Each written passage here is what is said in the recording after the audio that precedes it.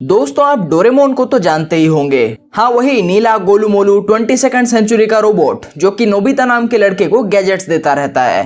और अगर आप डोरेमोन को जानते हैं तो साथ ही आप ये भी जानते होंगे कि आज के टाइम पर डोरेमोन वर्ल्ड वाइड कितना ज्यादा पॉपुलर है। और अगर बात करें इंडिया की तो यहाँ का तो बच्चा बच्चा उसे जानता है, क्यों? बट दोस्तों क्या हो अगर मैं आपसे ये कहूं कि आज जो डोरेमोन दुनिया भर के बच्चों के दिलों पर राज करता है, एक टाइम ऐसा भी था जब वही डोरेमोन पूरे जापान का सबसे घटिया शो हुआ करता था, जो कि वैसा तो बिल्कुल भी नहीं था जैसा कि आज हम उसे जानते हैं। आज जहाँ डोरेमोन इतना क्यूट और स्मार्ट सा है, वहीं वो वाला डोरेमोन एकदम ही स्टूपिड और इडियट था। अब मैं आखिर ऐसा क्यों कह रहा हूँ जानेंगे आज के एपिसोड में। So hi friends, I am Pranab and this is the boring super hero.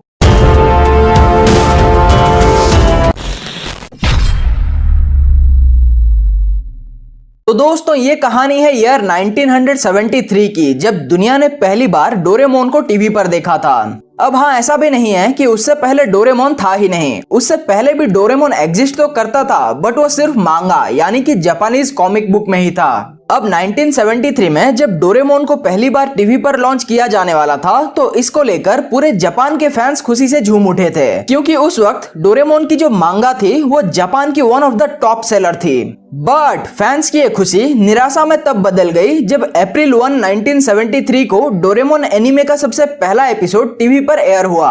अब इसको लेकर फैंस के निराश होने का रीजन ये था कि जो डोरेमोन एनीमे वो अपनी आंखों के सामने देख रहे थे वो दूर दूर तक वैसा बिल्कुल भी नहीं था जैसा कि वो मांगा में पढ़ते आ रहे थे। अब इस एनीमे वाले स्टूपिड डोरेमोन और इसके बाकी सारे कैरेक्टर्स के बारे में बात करने से पहले चलो जरा इस शो के बैकग्राउंड के बारे में बात करते हैं। तो दोस्तों ये जो डोरेमोन का एनीमे था वो अप्रैल 1, 1973 से लेकर सितंबर 30, 1973 तक जापान में एयर किया गया था, जहां की वो एनटीवी नाम के एक टीवी चैनल पर दिखाया जाता था। अब इस एनीमे के टोटल 26 एपिसोड्स थे, जिसमें से कि हर एक एपिसोड को 11 मिनट के 2 सेगमेंट में बांटा गया था, जो कि इसके टोटल 52 सेगमेंट्स बनाती है। अब अगर इस शो के प्रोडक्शन की बात करें तो इस शो को प्रोड्यूस किया था या क्रिएट किया था एक बेहद ही वाहियात से एनिमेशन स्टूडियो ने, जिसका नाम था निप्पॉन टीवी डोगा। अब दोस्तों मैंने इसे वाहियात इसलिए कहा क्योंकि स्टूडियो की जो एनिमेशन क्वालिटी थी वो बहुत ही ज्यादा बेकार थी। और मैं ये सिर्फ आज की तुलना में नहीं कह रहा हूँ, बल्कि 1973 में भी जो बाकी स्टूडियोज के एनिमेशंस थे उसके मुकाबले निप्पॉन की एनिमेशन बहुत ही बचकानी लगती थी। रेफरेंस के लिए आप इस वाले डोरेमोन शो को रॉबिन हुड और कैसाहान जैसे एनिमेटेड शो से कंपेयर कर सकते हैं, जो कि उसी साल बनाई गई थी और जिनकी एनिमेशन क्वालिटी इतनी अच्छी थी कि उन शोज को आप आज भी देखकर एंजॉय कर सकते हैं। अब अगर वापस आए निप्पॉन टीवी डोगा पे, तो ये वाली डोरेमोन सीरीज उस एनिमेशन स्टूडियो का आखिरी प्रोजेक्ट था, क्योंकि इसके बाद वो स्टूडियो बुरी तरह से डूब गई और आखिरकार बंद हो गई। अब ये वाला जो डोरेमोन शो था वो कितना ज्यादा बुरा था उसका अंदाजा आप इसी बात से लगा सकते हैं कि डोरेमोन के जो क्रिएटर थे, यानी कि जिन्होंने डोरेमोन के कैरेक्टर को बनाया था, फुजिको फुजिओ, वो भी इस एनिमे सीरीज से नफरत करते थे। It was that bad. अब दोस्तों अगर आज के टाइम पर आप इस वाले डोरेमोन एनीमे के बारे में सर्च करते हैं, देन कहीं भी आपको इसकी ओरिजिनल कॉपी देखने को नहीं मिलेगी, क्योंकि माना जाता है कि इसकी जो ओरिजिनल कॉपीज थे वो सभी के सभी एक फायर एक्सीडेंट में जलकर खाक हो गए। अब दोस्तों बात करते हैं इस शो के कैरेक्टर्स के बारे में, और बाय गॉड ये इस एपिसोड का सबसे इंटरेस्टिंग पार्ट होने वाला है, इसलिए अगर आपने यहाँ तक मुझे सुना है देन आगे भी जरूर सुन के जाना।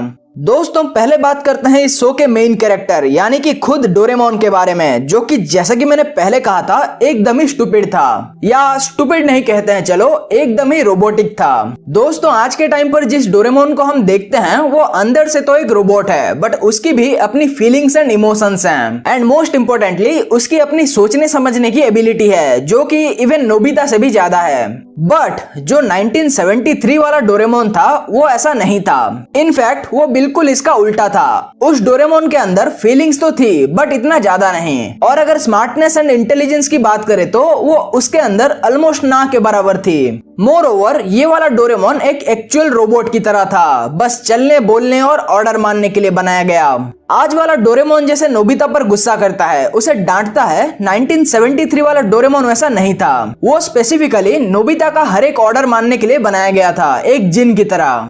अब दोस्तों बात करते हैं इस शो के बाकी कैरेक्टर्स के बारे में। अगर इस शो के नोबिता की बात करें तो वो ऐसा रोतुड़ू सोतुड़ू बिल्कुल भी नहीं था जैसा कि आज वाला नोबिता है, बल्कि वो वाला नोबिता थोड़ा सा वायलेंट था, यानी कि वो एक बदमाश लड़के की तरह था जो कि अक्सर दूसरों को बेमतलब का परेशान किया करता था। और भाई करे भी क्यों ना, एक ऑर्डर मारने वाला रोबोट जो था उसके पास। इस शो के नोबिता की पर्सनालिटी का अंदाजा आप इसी बात से लगा सकते हो कि गाकी ताइसो या वाटसे करो ना मोकी नाम के एक एपिसोड में नोबिता जियान को चाकू से मारने का प्लान बनाता है, जो कि अपेरेंटली कभी सक्सेसफुल तो नहीं हुआ, बट स्टिल इतना वायलेंट नोबिता आप सोच सकते हो।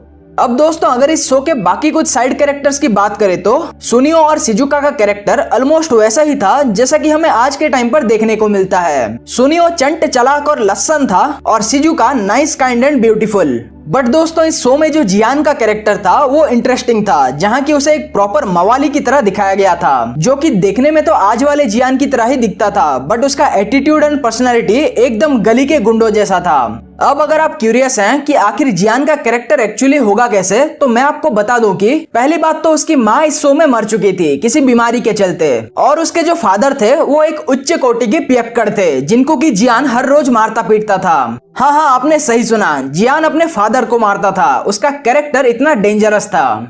अब इस शो के इतना वायलेंट होने की वजह से ही डोरेमोन के जो क्रिएटर थे फुजिको फुजियो, वो इस शो से नफरत करते थे, क्योंकि उन्होंने डोरेमोन की मांगा बनाई थी बच्चों के लिए ताकि बच्चे ऐसे एंजॉय कर सकें, जबकि इसकी जो एनिमे एडेप्टेशन बनी थी 1973 में वो मांगा से बिल्कुल ही अलग थी, क्योंकि मांगा में इसके सभी कैरेक्टर्स बहुत ही क्यूट एंड फनी थे जैसे कि हम आज के टाइम पर देखते हैं, और ना कि स्टूपिड एंड वायोलेंट जैसा कि उस शो में दिखाया जा रहा था। और अगर देखा जाए तो इस एनिमे सीरीज के बंद होने का कारण भी यही था कि ये मांगा से बिल्कुल ही अलग थी, जिसकी वजह से कि डोरेमोन के जो ओरिजिनल फैंस थे उन्हें ये बिल्कुल भी पसंद नहीं आ रही थी, तो और नए फैंस बनने का तो सवाल ही नहीं उठता।